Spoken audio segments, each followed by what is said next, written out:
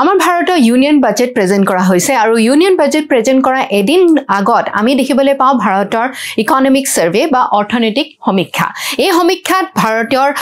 মহিলা সবলীকৰণৰ বিষয়ে কিছু তথ্য পোহৰলৈ আহিছে তাৰ বিষয়ে আজি আমি আলোচনা কৰিম মহিলা সবলীকৰণৰ ক্ষেত্ৰত আমি জানো যে আমাৰ ভাৰতৰ বিশেষকৈ মহিলাসকল বহুত পিছপৰা হয় আৰু এই ক্ষেত্ৰত কিন্তু যিখিনি তথ্য পোহৰলৈ আহিছে কিছুমান ভাল তথ্য আমি জানিবলৈ পাইছো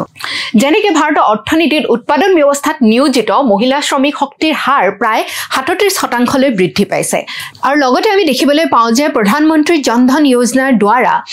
52 কোটি বেংক একাউণ্ট খোলা হৈছে তাৰে ভিতৰত 55% মহিলাৰ নামতে পঞ্জীয়ন কৰা হৈছে লগতে আমি দেখিবলৈ পাওঁ যে গ্ৰাম্য ডিজিটেল সাক্ষৰতাটো আমি 53%ৰো অধিক মহিলা হিতাধিকাৰীৰ নামতে পঞ্জীভূত কিন্তু